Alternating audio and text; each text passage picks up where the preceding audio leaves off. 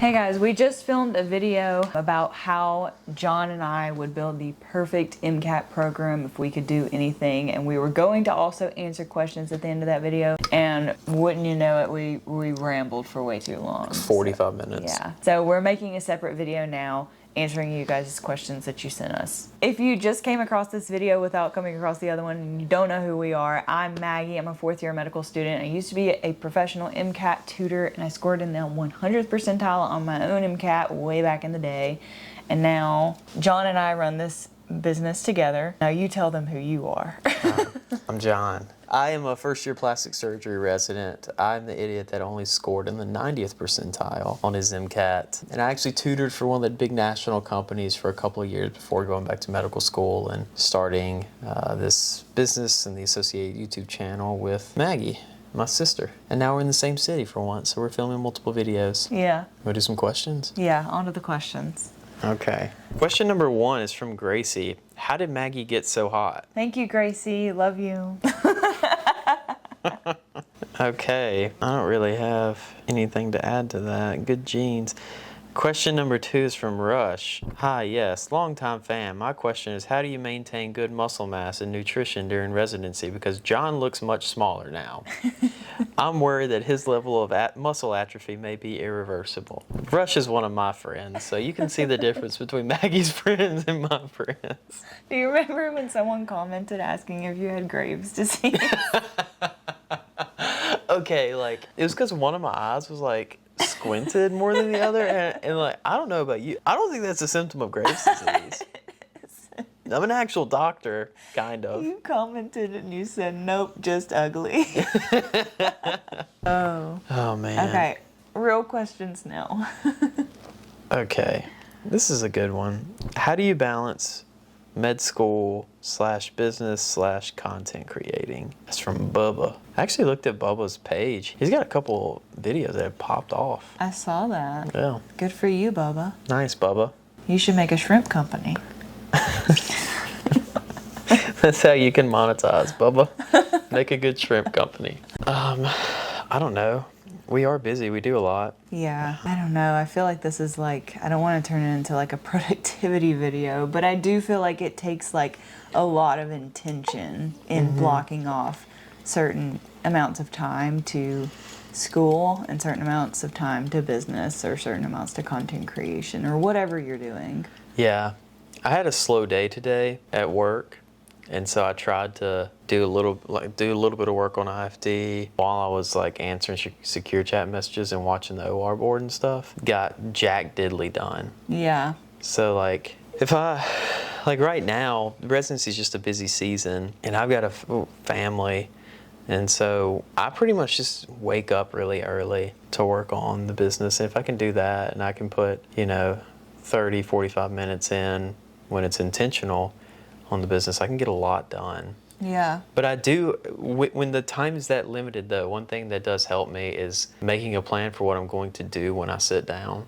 For sure. I was just about to say that. I have like I've had a to-do list in my notes app that's just like every day of the week, and I just like put stuff on it, and it's been like continuous for like 3 years now. Yeah. And it's just so useful, specifically on a notes app if you have the Apple ecosystem, because you can see it on every device that you're on. But like just putting the smallest things, like, okay, I just got an email, I'm gonna put on my to-do list to respond to that email tonight, or I'm gonna put on my to-do list to to do XYZ for IFD on Tuesday night, because I know that I'm gonna have a lighter day on Tuesday or whatever. So like writing down in very specific terms what you're gonna do when you sit down to do whatever it is, business or content creation or whatever, is very helpful, because then you don't have to fire up your brain or change what you're doing entirely to try to remember where you were at the last time you were working on it. You can just sit down and you can just do whatever task that you have written down. Yeah, agreed.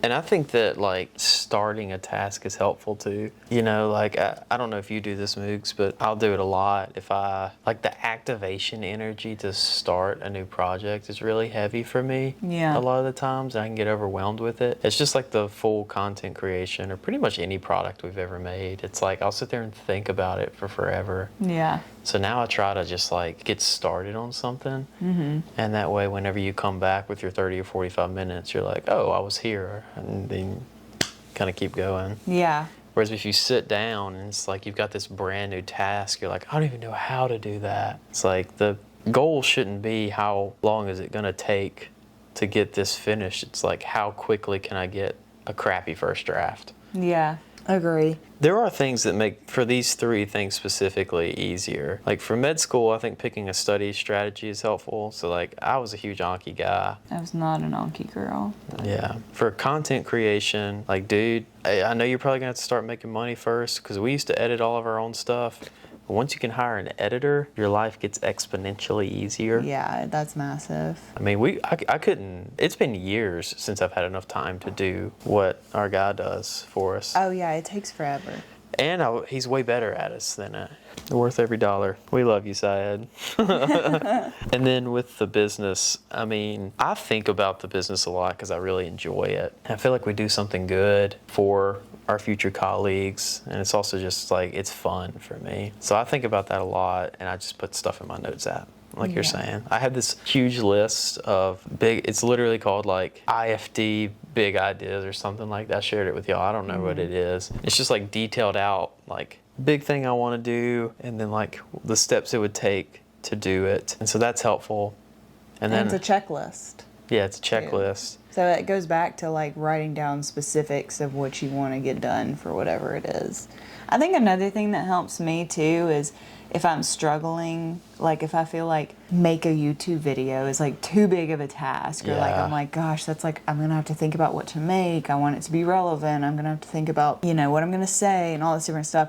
I'll like break it up into specifics. I'll be like, on this day, I'm gonna like research what I want to make as a YouTube video. I'm gonna kind of make an outline for what I want to say, the points I want to get across, and then the next day I'll come back and film it. And so both of those literally like halves the brain energy it takes to do that task, and it makes me much more likely that I'm actually gonna get that done. I should start doing that. Yeah. Because I do dread making the videos sometimes. Yeah, it's a lot of work. It is a lot of work. If you do it all at once too, it can take hours. Yeah. Another thing that the checklist helps me with, I forgot to say earlier, sorry Moogs. But anyway, the checklist, like that big ideas list, is nice because a lot of my ideas suck. Like all of our employees know that I get manic and just start texting them like, we should start an energy drink company. I've actually sent that text. But I like picked up some advice on YouTube that was like, don't waste other people's energy on the fleeting thoughts that come to your head. Because basically when you get a text from somebody, it's not a fleeting thought. Like you have to actually entertain it and think about it and then respond to it. So it's not really fair to cast your mania? Yeah. Mania on somebody else. So now I make that list, and then I can come back whenever I'm like clear-headed and be like, why would we start making LSAT product? You know? Okay, good question, Bubba. I feel like we beat that one to a pulp. Yeah, I do too. Next question. Okay, this one says, hey Maggie, I have a question for you about DO versus MD. Should that be a choice, or would you say that it depends on which specialty to go into? If I'm being honest, I think it should be a consideration if you're trying to go into very competitive specialties. I mean, just being honest. How could you say that? How could I say that? Maggie is a bigot.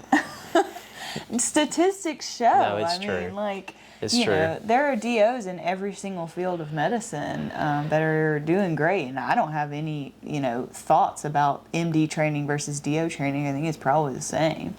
DOs probably get more because they have all the, manipulation stuff. But there is like a stigma, to be honest, that's unfair. And DOs sometimes are looked upon as like they don't have as good of training just for historical reasons. And that whether that's true or not, it should be a consideration if you're trying to go into neurosurgery or plastics or ortho or something like that. I mean, I think it should.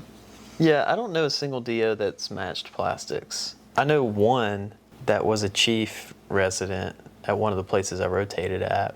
And I've been to like 5 or 6 hospitals and know all the residents for way more than that. I only know one DO, and she didn't match. She was doing like her gen surge year because she didn't match plastics, and then she rotated on plastics, and they offered her a position.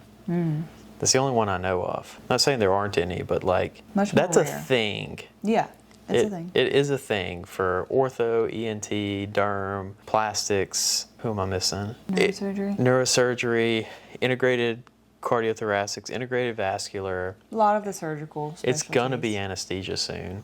Ophtho, it's going to be anesthesia, I'm telling you. Anesthesia is getting more and more competitive. It is getting more and more competitive. It's fairly DO heavy though. Yeah. But you know, I've rotated with a lot of DO students because they'll either be like people that are on their away rotations coming to MD programs, or I'm going to a different program and rotating with DOs. And I will say, this is just my experience, and maybe I went to a strong medical school. I felt like for the textbook side of things and the medicine side of things, I did feel like for the handful, small N or whatever, but for the handful of students that I rotated through, I smoked them on book smarts. But I wanted to do surgery, and not book smarts, like not intelligence, but just like what I knew and the situations I'd seen. It's probably because I've been at big academic medical centers where people are really sick. Yeah. So that's probably what it is. It's not that like I learned more. But for surgery, I got smoked by every single one of them. Really? Yeah, they're just better with their hands because they first assist. Yeah, on their clerkships, and we're buried at the end of the scrub table, just like praying that they'll let me throw one stitch because I was a good boy and stood there for literally 8 hours. Yeah, and I think it's less of a DO versus MD thing and more of like a large academic center versus like community. rural versus community. Because I have a friend at a not very academic center, but it's an MD school, and she has a similar experience. Like she has had seems like a stronger clinical experience than I have, even though I'm at like one of the top institutions. Not one of the top, okay? Ain't Harvard, but it's a good institution. It's a large academic center. It's not the Harvard of the South. No. That's where I went. Got time for one more question? I think so. Did we cover that one appropriately? I think so. Long story short, yes, you should consider it if you want to go into a strong specialty, or not a strong specialty, but a selective. And it's a way to be a doctor. Just shooting from the hip here. If you want to go to medical school and you can't get into MD school, that's fine. Just go get into DO school if you can. If I was going to apply to DO school my last year, because I got rejected twice. Mm-hmm. And so I had considered applying to DO. I was just going to wait until because the DO cycle was open till like December or whatever back then. I didn't know that. And so I knew that admissions would roll in for UMC. Mm-hmm. in October. So I was going to wait until after I got a rejection from UMC, and then I didn't get rejected on my third try. But I was going to do DO. Yeah, if you're cardiology or something, you can do internal medicine with DO. You can do radiology, or there's still a lot of anesthesiologists that are DOs.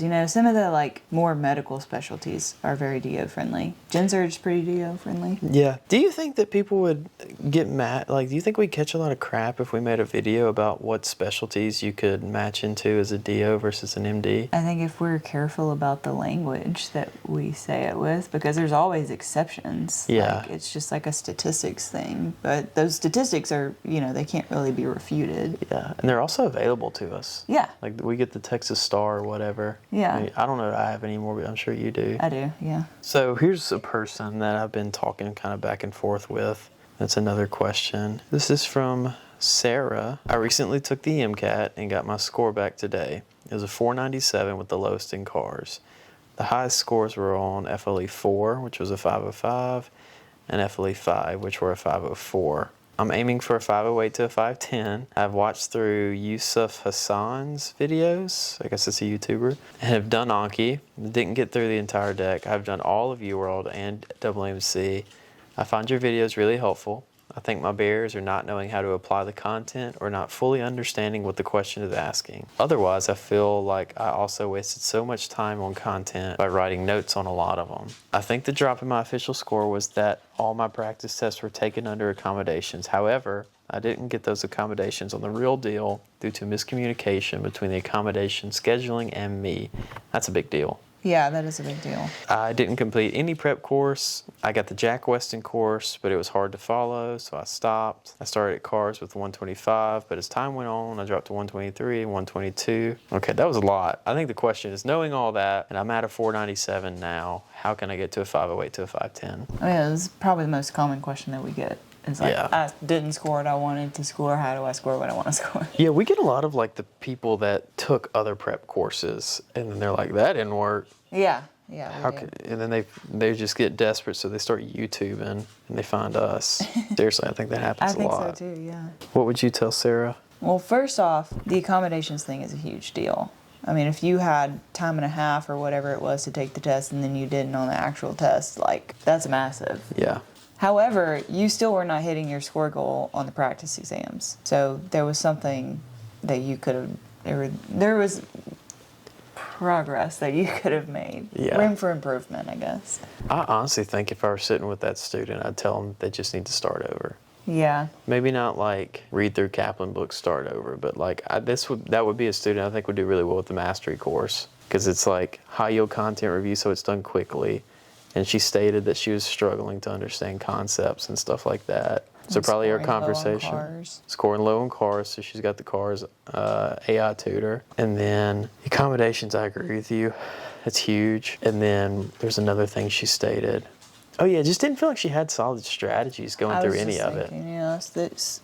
So I think like watching us go through the WMC exams and seeing us teach specific strategies and like, this is when you do this and this is how you do this, I think would really help her. I think so too. It sounded like her biggest issues were like cars and strategies, and I don't know. If she did have like a really comprehensive content review like she sounds like she did, then maybe she could forego some of that stuff. But like more questions, cars, and strategies should be the mainstays. And then another thing I would definitely talk to her about is like, I think you need to revisit how you're reviewing practice questions. For sure. Because if you took all of AAMC and all of UWorld, like I'm just like, dog, I don't know how you make a 497 with that. Yeah, agree. Because that's just She so probably much took content. them, but didn't review them. Yeah, or maybe like she just wasn't aware of what a good review strategy looked like. Yeah, which most students aren't aware. Like that is a skill in and of itself. Agreed. It was something that I don't think I knew the first couple of times I took the test. No, I don't. I agree. I probably didn't have it down pat till I started tutoring. Seriously, I think I could study for the MCAT really good now. I think I still got it. I think I could. You think you could crush the test? I think I could. Should we take it? Should that be a video? Should we take a test? Should Maggie take an 8-hour practice test? You take the new one? I bet I could score it. I could at least score like a 510. Oh, I could score 510. It would hurt my feelings if I scored anything less than like a 510. Yeah. Or a 512, honestly. Yeah. I'm not spending 8 hours doing that. No, I ain't got But that. you could. No. And then you can make all the passage breakdowns. Why are you doing this to me? It's for the people. That would be excellent. It's like, what, 50? 56. 56 videos 56 videos. per test. It only takes us about an hour to film each video, plus 8 hours to take the test. That's only like 64 hours. Is it really 56? It's 56, yeah. Because there's 10 passages passages. and then 4 standalones times 3. That's 14 times 3. Yeah, so that's 30 plus 12. 12. I only know my multiplication table up to 12. It's 30 plus 12 is 42, and then plus 9, I guess 51. Well, Cars doesn't have, Cars doesn't have Yes, standalones. so 51. Okay. But yeah, 51. You just saved like 15 hours. I cannot do that myself. Took us like 6 months to do the other 4. Oh my gosh, and we were doing them like full time, like Yeah. dedicating whole days to it. But we're gonna do it. Yeah, We're gonna do make this it. new test. Okay. You done?